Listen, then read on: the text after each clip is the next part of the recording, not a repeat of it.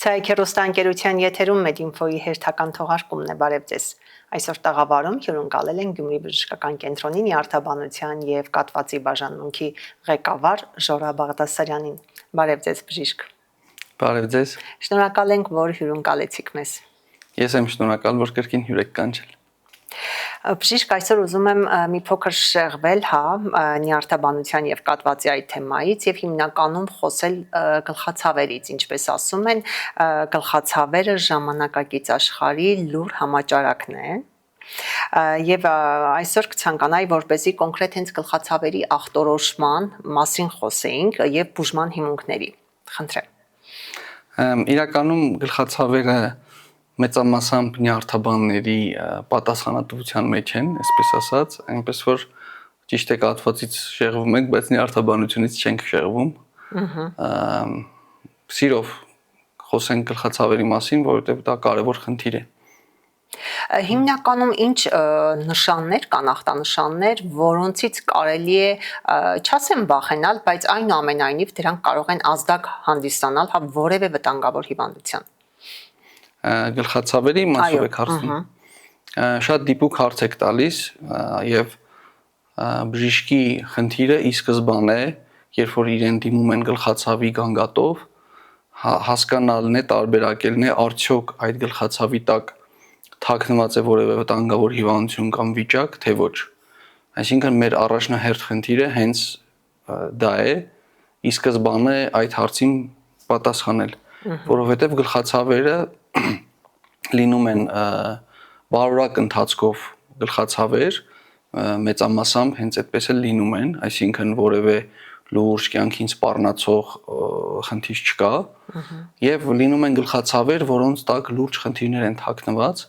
եւ հնարավորինս շուտ պետք է պարզել այդ խնդիրները եւ առանձնացնել այդ մարդկանց խումբը, որոնք ունեն վտանգավոր գլխացավեր։ Ճիշտ է, այսպես ասած, բարորակ ոչ վտանգավոր գլխացավերը նույնպես մեծ խնդրեմ են, եւ եթե մարդու կյանքին վտանգ չի սպառնում, դա դեռ չի նշանակում, որ պետք է անլուրջ մոտենանք այդ գլխացավերին, բայց կարծում եմ համացան մեջ պետք է գնալ ավելի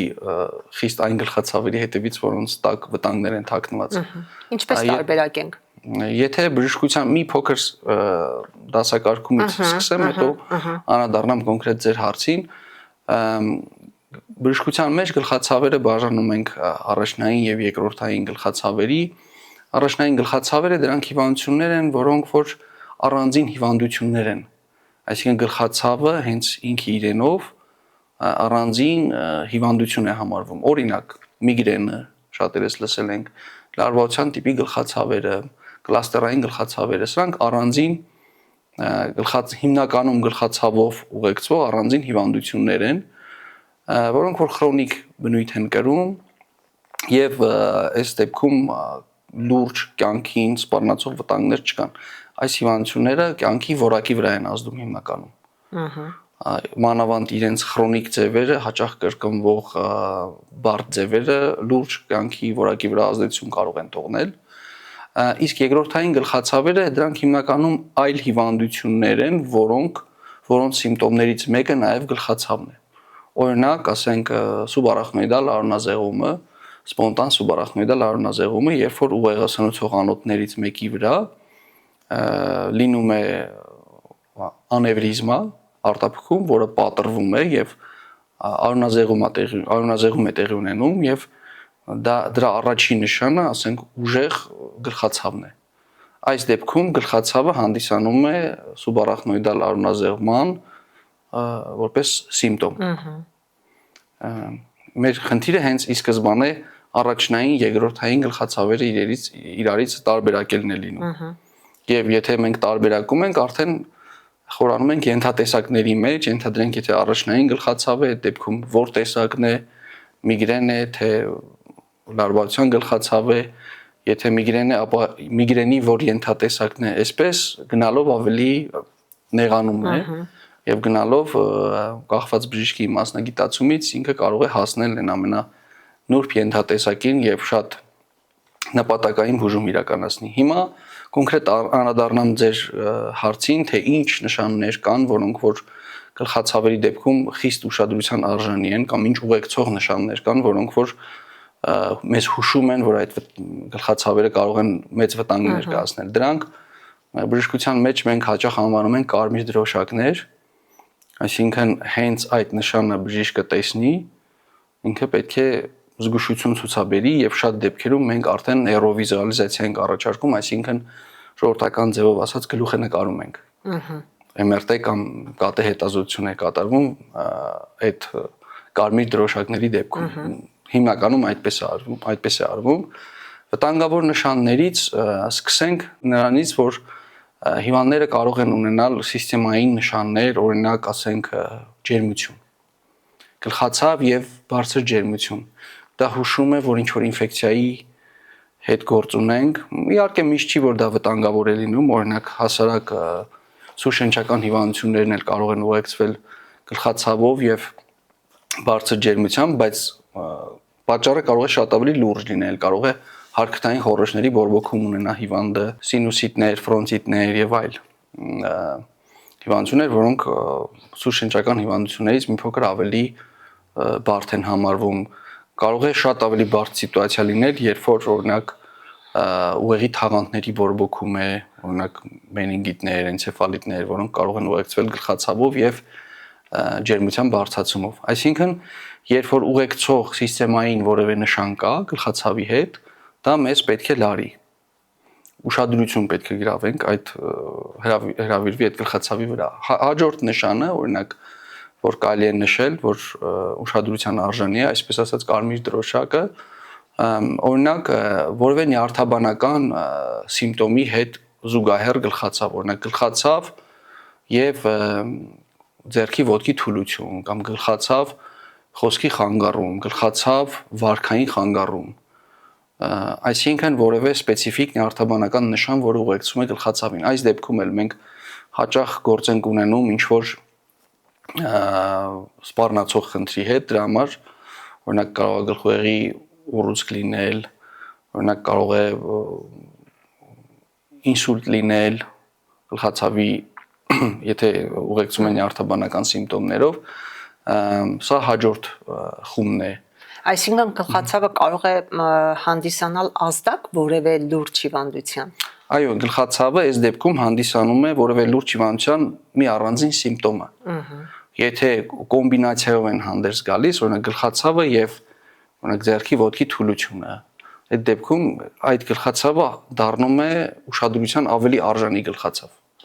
Նյարդաբանական, եթե դեֆիցիտով է ինքը ի հայտ գալիս։ Սա երկրորդ տարբերակն է նյարդաբանական դեֆիցիտը։ Օրինակ, ինչ որ տարիքից բարձր տարիքում նոր սկսված գլխացավերը նույնպես ուշադրության արժանի են։ Տարբեր գրականությունների մեջ մի քիչ տարբեր է նշած 60 տարեկան, 65 տարեկանից պլյուս տարիքում,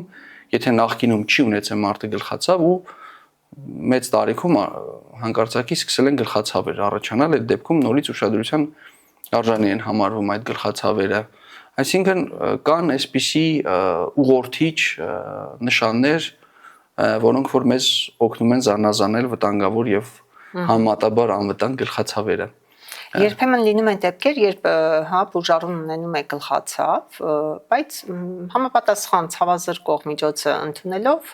անցնում է առաջ եւ այդպես օրեր շարունակ։ Ինչպես այս հարցը կարելի է լուծել, դա ճիշտ մոտեցում է։ Եթե կա գլխացավ, պետք է խմել ցավազրկող։ Տեսեք, եթե գլխացավերը չեն ուղեկցում իմ նշած եւ նորից էլի վտանգավոր կարմիր դրոշակներ կան, այսպես ասած, եթե չեն ուղեկցվում վտանգավոր նշաններով եւ եթե էպիզոդիկ բնույթ են կրում, այսինքն հազվադեպ լինում են, դա կարող է հարցի լուծում լինել։ Եթե օրինակ մարդը ամիսը մեկ անգամ գլխացավ է ունենում կամ մի քանի անգամ գլխացավ է ունենում, վտանգավոր սիմպտոմներ չկան, այդ դեպքում այդ 1 կամ 2 անգամը ցավազրկողներով կառավարելը լրիվ նորմալ մոտեցում է եւ բժշկությունը այդպես էլ խորհուրդ է տալիս, բայց եթե այդ ցավերը քրոնիկ բնույթ են կրում, եթե դրանք ազդում են մարդու կյանքի որակի վրա,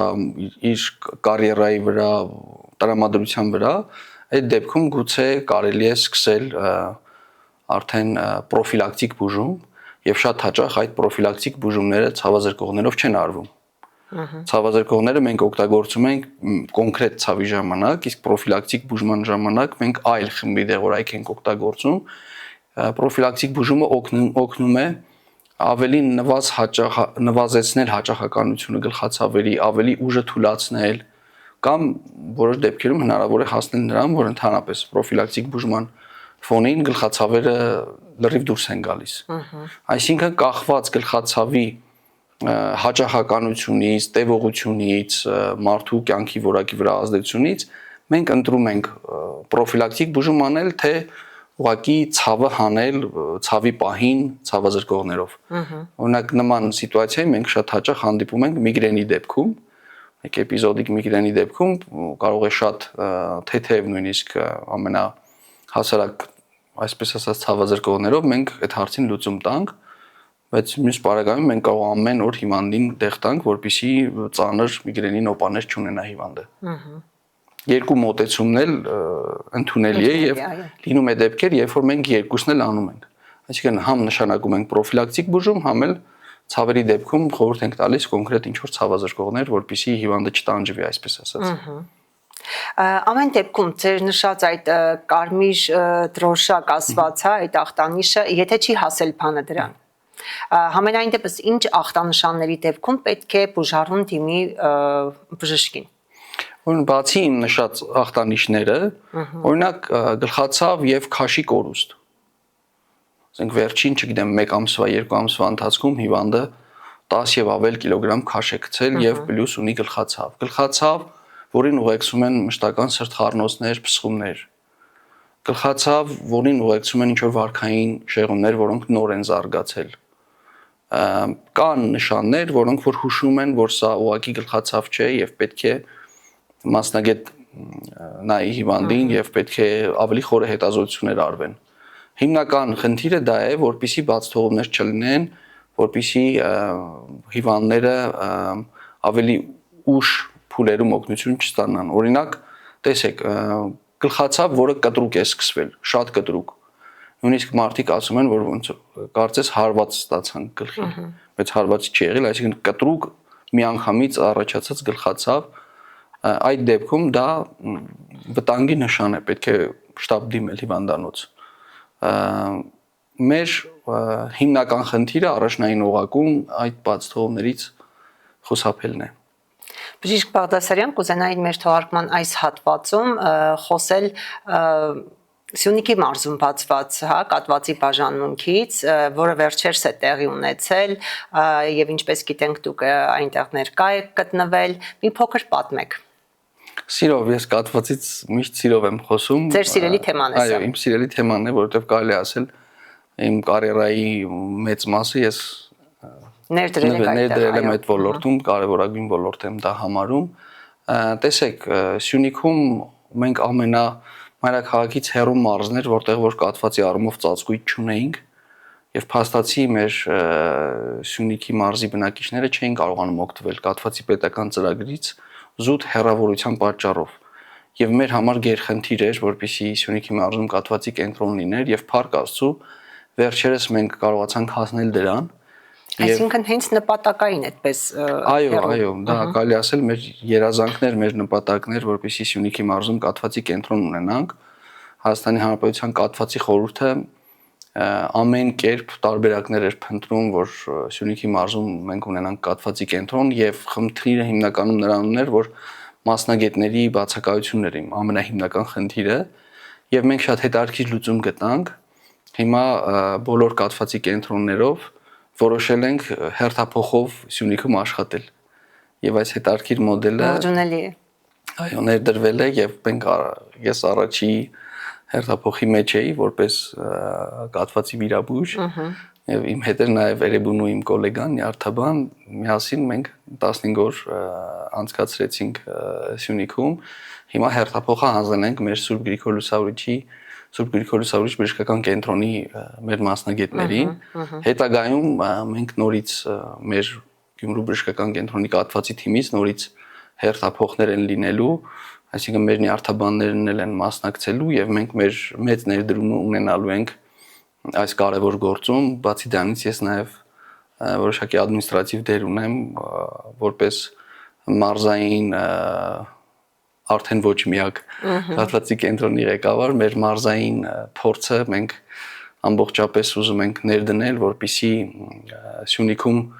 այն խնդիրները, որոնք որ ժամանակին մենք Շիրակում ունեցել ենք, հնարավորինս Սյունիքում ավելի արագ եւ հեշտ հաղթահարենք այդ խնդիրները։ Նաեւ պետք է ասեմ, որ այս խնդիրը միավորել է նաեւ Սփյուռքի եւ Հայաստանի մասնագետներին եւ Սյունիքի այս պրոյեկտը մեծամասամբ հեղինակել է մեր գոլեգան Մանվել Աղասարյանը, որը Ֆրանսիայում է աշխատում եւ ապրում, եւ նա մի քանի տարի շարունակ այս կոնցեպտը մշակեց, առաջ տարավ եւ վերջնական ստացվեց նախարարության հետ եւ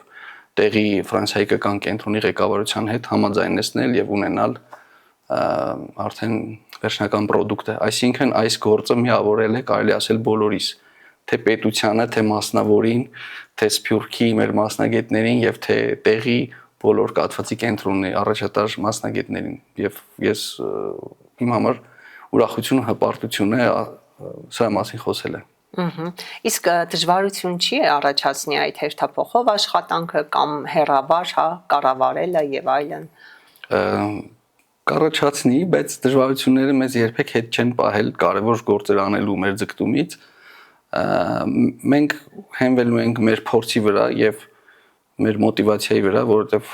մենք կարծում ենք, որ Հայաստանի Հանրապետության բոլոր քաղաքացիները անկախ իրենց բնակավայրից պետք է ստանան լավագույն բուժումը, հատկապես կաթվածի նման վտանգավոր եւ մարդասպան հիվանդության հետ կապված։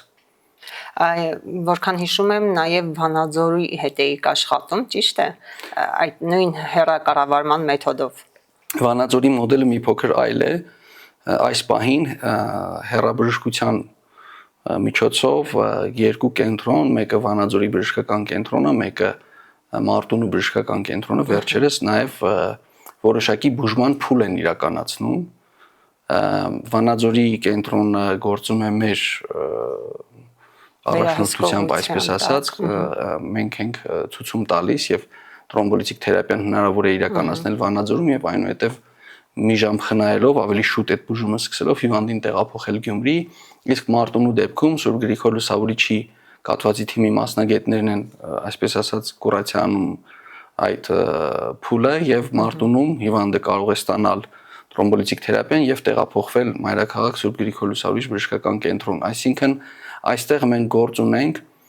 ոչ թե առանձին կաթվածի կենտրոնների հիմնադրման հետ, այլ հնարավորության տեղում իրականացնել տրոմբոլիտիկ թերապիա։ Իսկ Սյունիքում մենք ուրիշ բան ենք արել, Սյունիքում բացվել է լիարժեք կաթվածի կենտրոն, որտեղ կա 24 ժամ հնարավորություն, շաբաթը 7 օր տրոմբոլիտիկ թերապիա անել տեղում եւ նաեւ վիրահատել տեղում եւ հիվանդներին պահել եւ բուժել տեղում։ Կաթվածի կենտրոնը դրանով է տարբերվում մյուս հիվանդանոցներից, որտեղ ուղղակի բուժման մի փուլ է իրականացվում։ Ինչ շահեց Սյունիքի մարզը այս կենտրոնի բացմամբ։ Սյունիքի մարզը դեռ շատ է շահելու այս կենտրոնի բացումով, որովհետև նախ բնակիչները կստանան խիստ անհրաժեշտ բուժումը, որը գիտեք ժամանակի պատճառով կրկնվեմ չէին կարող ստանալ։ Երկրորդը այն հիվանդները, որոնք այս նորագույն բուժումները չեն ստանա, իրենք կբուժվեն ավելի պրոֆեսիոնալ թիմի կողմից։ Երրորդը մենք կապեր ենք ստեղծել Սյունիքի մարզի գրեթե բոլոր բժշկական կենտրոնների հետ եւ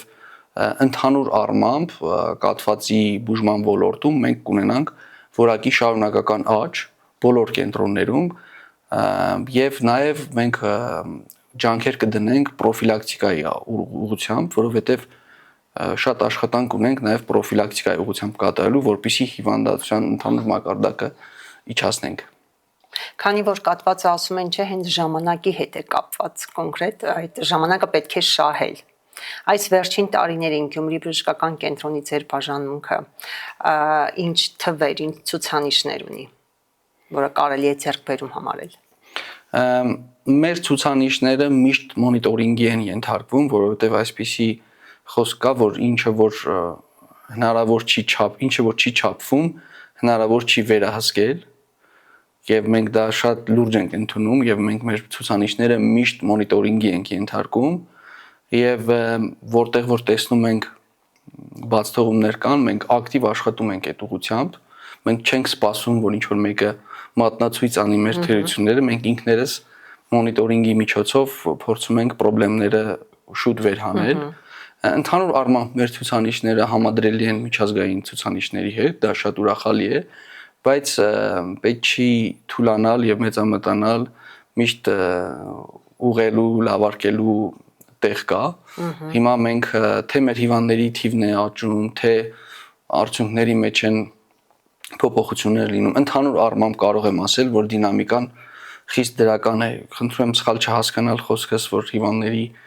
թվի աճը դա այն չէ, որ հա լավ է, որ հիվանդանում են, դա չէ, այդ իմաստով, որ ուղղակի այդ հիվանդները, որոնք որ տանն էին բուժվում, որոնք որ բուժվում էին ոչ պրոֆեսիոնալ մոտեցումներով, իրենք բուժվելու են ճիշտ տեղում, ճիշտ մասնագետների կողմից, դա է մեզ ուրախացնում։ Թե չէ հիվանդների թվի աճը այլ իմաստով մեզ չի ուրախացնում բնականաբար։ Մենք ամեն տարի 20-30%-ով հիվանդների թվի աճ ենք ունենում եւ նաև բուժման արդյունավետությունն է աճում, թիմի փորձառությունն է աճում, մեր ազդեցությունն է աճում ընդհանուր։ Մենք հիմա արդեն հանրապետությունում հիմնական կաթվածի մի քանի կենտրոններից մեկն ենք, որոնք որ իրենք են աճում եւ նպաստում են, որպեսզի մյուսները աճեն։ Գորիսը վառ օրինակ, մենք շատ մեծ ներդրում ունենք, անհամեստ թող չթվա Գորիսի հայ-ֆրանսիական կենտրոնում բաժանմունքի բացման մեջ մենք շատ մեծ ներդրում ունենք եւ շարունակելու ենք ունենալ, որովհետեւ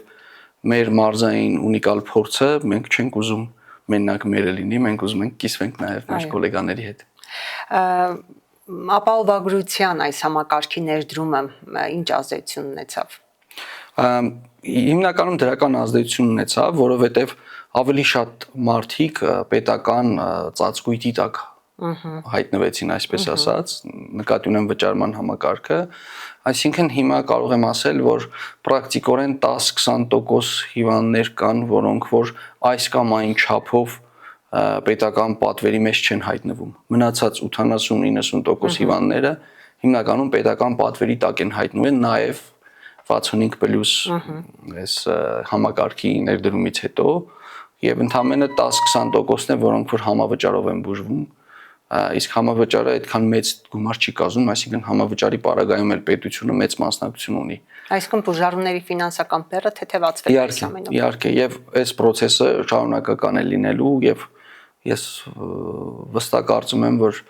առաջիկայում մենք ամբողջական ծածկույթ կունենանք կաթվածի առումով, որը շատ կարեւոր է։ Մարդիկ չպետք է ֆինանսական պատճառներով խուսափեն բուժումներից։ Շնորհակալ ենք շատ հետաքրքիր զրույցի համար։ Ես եմ շնորհակալ։ Հարգելի հեռուստադիտողներ, իսկ ես ձեզ հիշեցնեմ, որ Medinfo-ի տաղավարում այսօր իմ հյուրն էր Գյումրի բժշկական կենտրոնի նյարդաբանության եւ կաթվածի բաժանմունքի ղեկավար Ժորա Բաղդասարյանը։ Առողջ եղեք, Medinfo-ների եթերում։